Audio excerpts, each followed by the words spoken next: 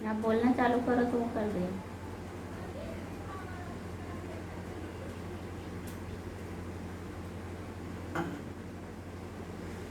मैं आज ये प्रथम वर्ष के द्वितीय प्रश्न पत्र की प्रथम इकाई रामायण से संबंधित चर्चा करेंगे। रामायण शब्द की उत्पत्ति राम आयन शब्द राम और आयन शब्द से होता है, अर्थात राम जी आए थे।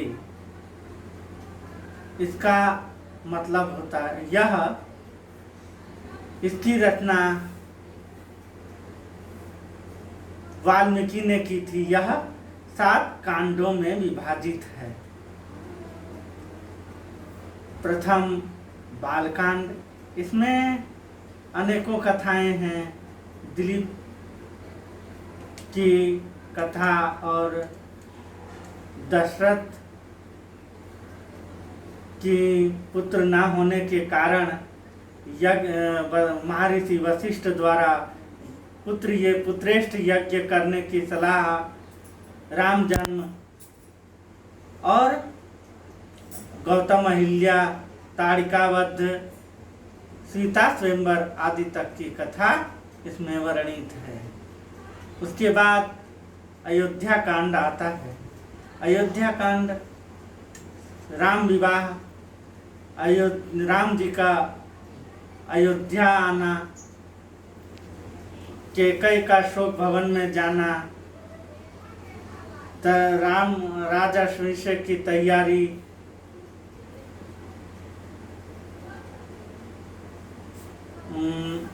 राम जी का वनवास जाना, दशरथ जी का मरण, राम भरत मिलन आदि इसमें वर्णन है। उसके बाद अरण्यक कांड आता है। अरण्यक कांड में राम अत्रि मिलन, राम सीता अनुसुईया मिलन, राम अगस्त ऋषि का मिलन, उसके बाद शूर्पणखा वृतांत, राम जी द्वारा खरदूषण आदि का वध,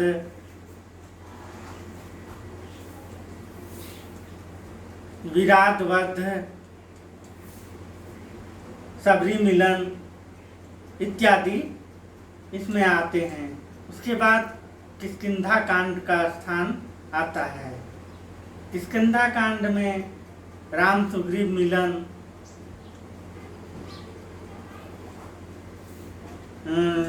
बाली वध, सुग्रीव राज्याभिषेक, राम द्वारा सुग्रीव को वचन पूरा न करने की चेतावनी, उसके और सभी वानरों का सीता खोज के लिए प्रस्थान। उसके बाद पंचम कांड सुंदर कांड आता है। सुंदर कांड में हनुमान जी का सीता खोज के लिए लंका प्रस्थान करना, अक्षय कुमार वध, हनुमान सीता मिलन और विभीषण को लंका से निष्कासित किया जाना, राम विभीषण मिलन, सेतु पुल का निर्माण। के बाद युद्ध कांड, जिसे लंका कांड के नाम से भी जानते हैं। युद्ध कांड में अंगद रावण संवाद,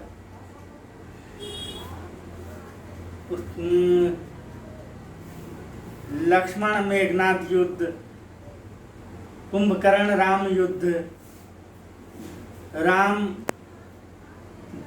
रावण युद्ध और सीता की अग्नि परीक्षा, राम सीता मिलन और राम जी का पुनः अयोध्या आना। सप्तम कांड के रूप में उत्तरकांड आता है। उत्तरकांड में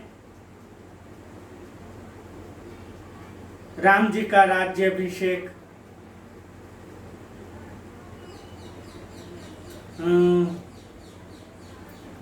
लवकुश कांड और सीता परित्याग आदि, विश्वामित्र मेनका संवाद, प्रेम, सारभंगा संवाद इत्यादि इसके अंतर्गत आते हैं। तो रामायण कुल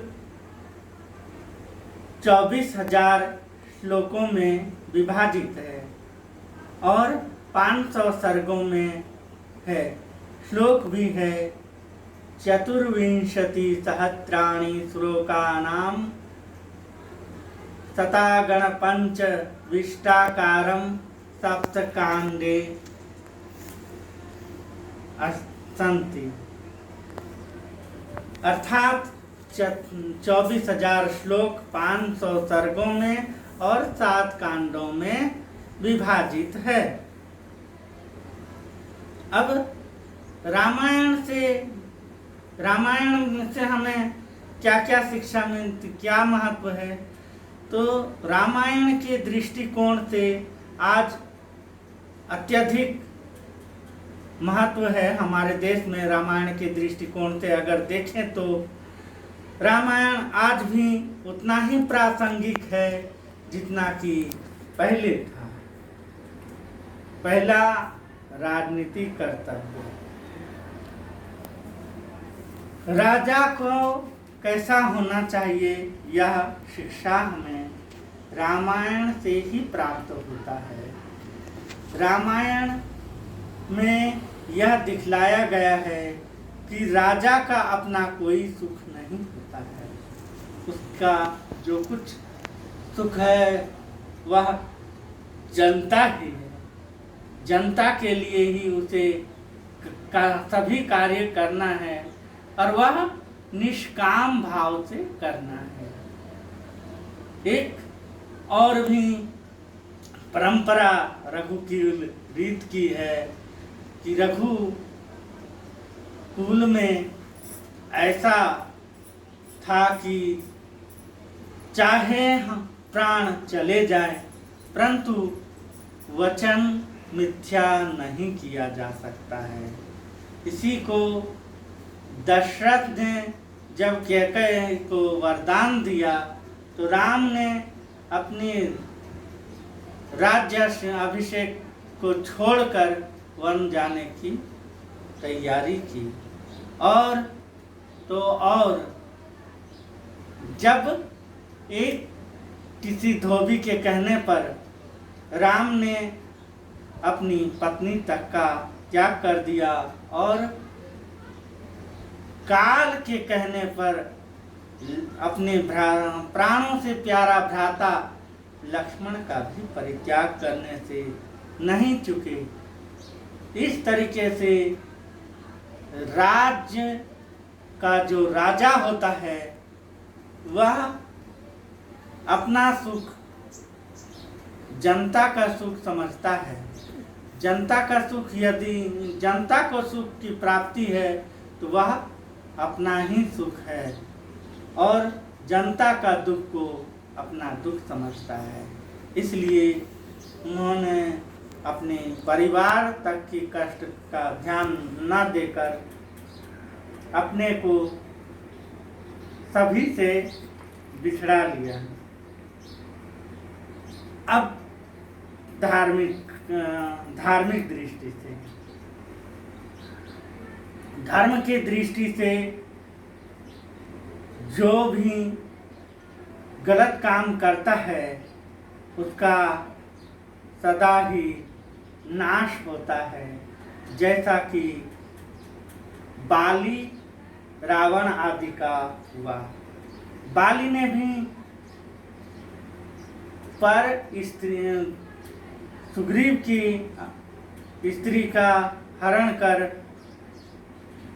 मतलब अपनी धर्म की मर्यादा को तोड़ा था, और रावण ने भी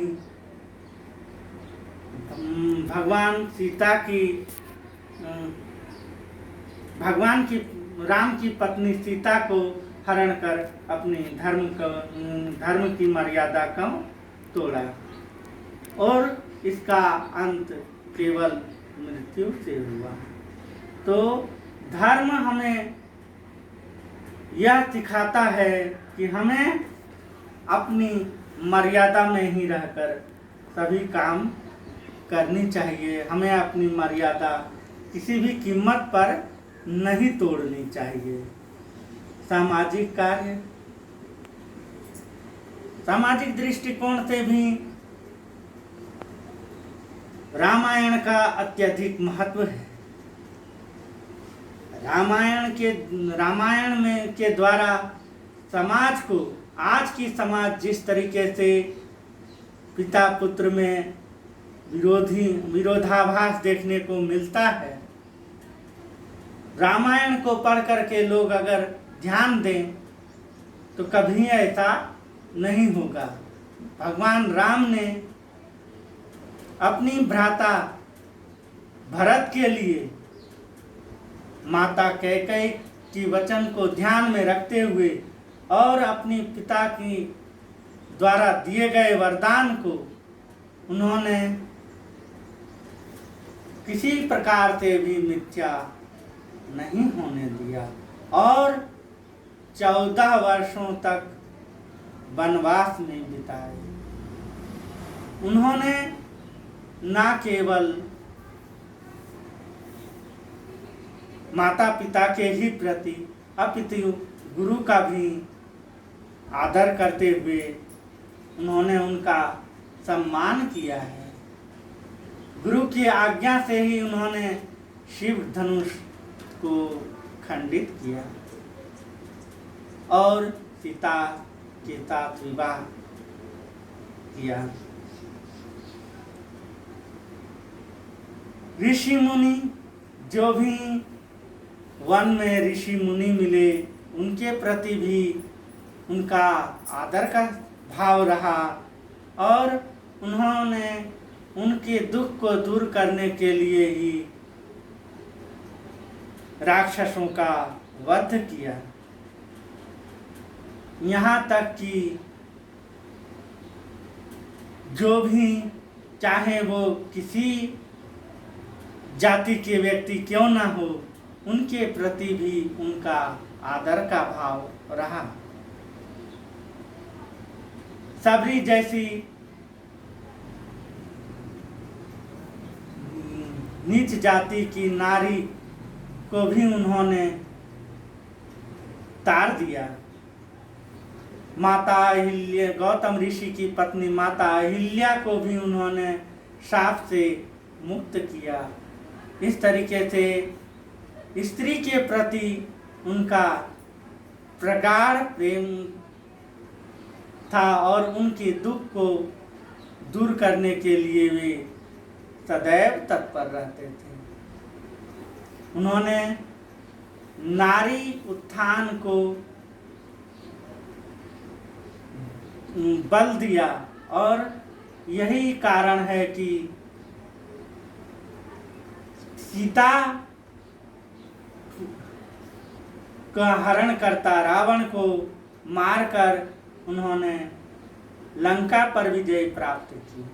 परंतु लंका पर विजय प्राप्त कर भी उन्होंने उस पर राज नहीं किया। कारण यह था, उनका कहना था, जन्मभूमि स्वर्ग से बढ़कर है, जननी जन्मभूमिश्च स्वर्गादपि गृह्यसि।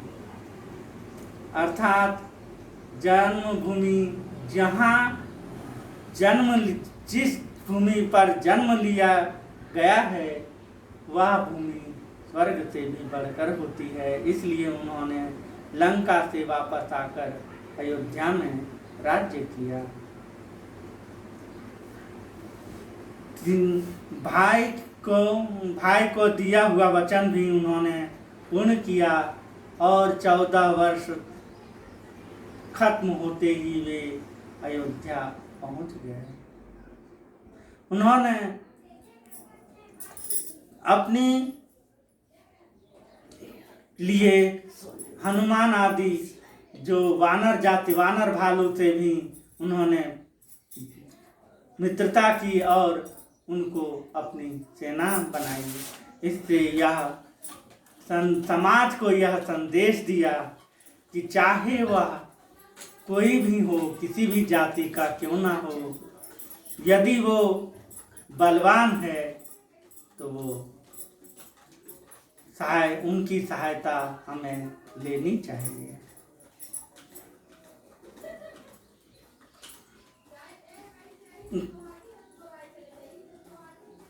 रामायण में 7 कांड की संक्षिप्त इस प्रकार से है कि एक बार वाल्मीकि जी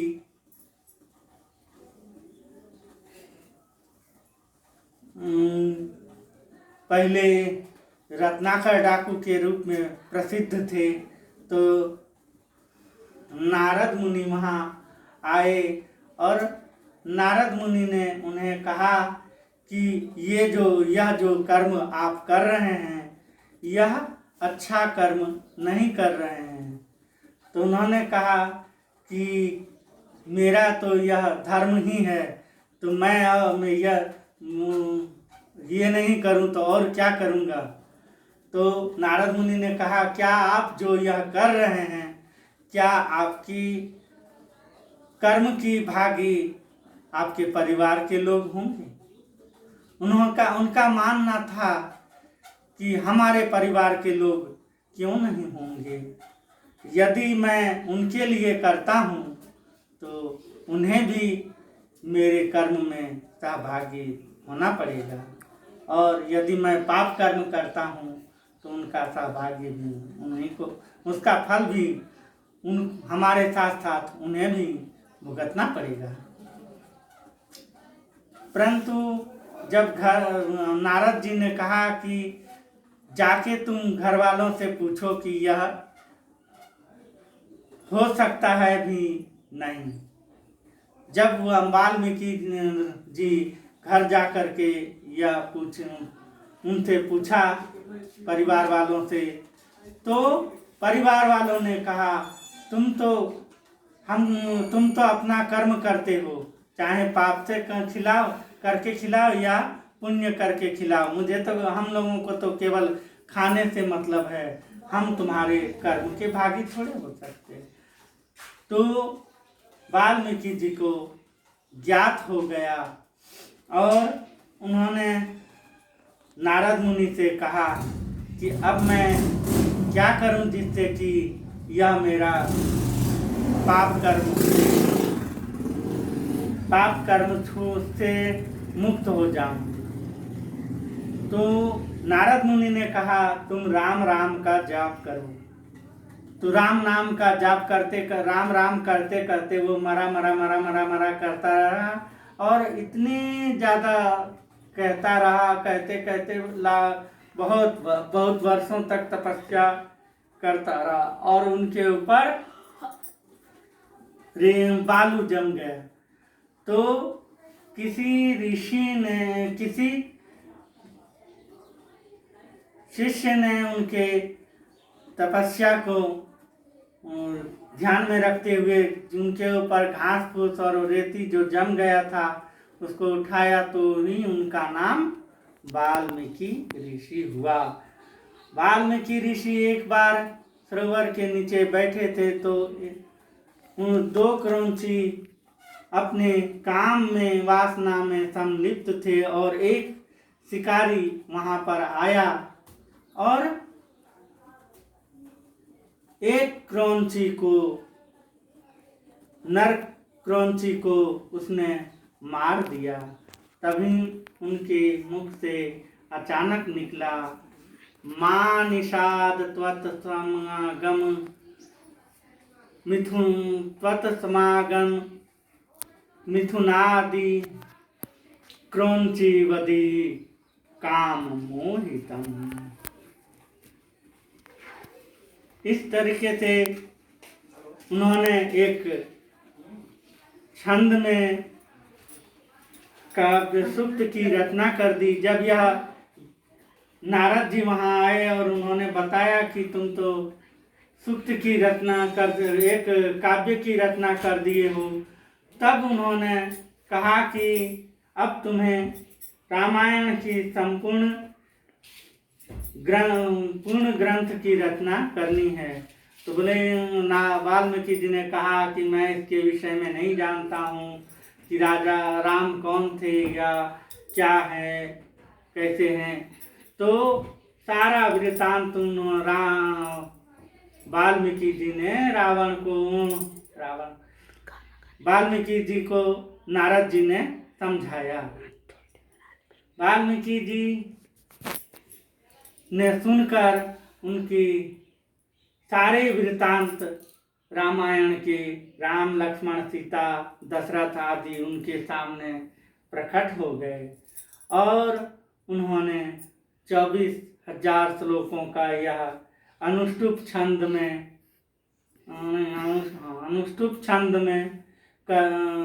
उन्होंने रामायण की रचना की।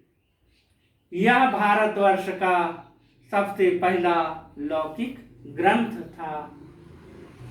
इनसे ही देखकर व्यास जी ने महाभारत की रचना की।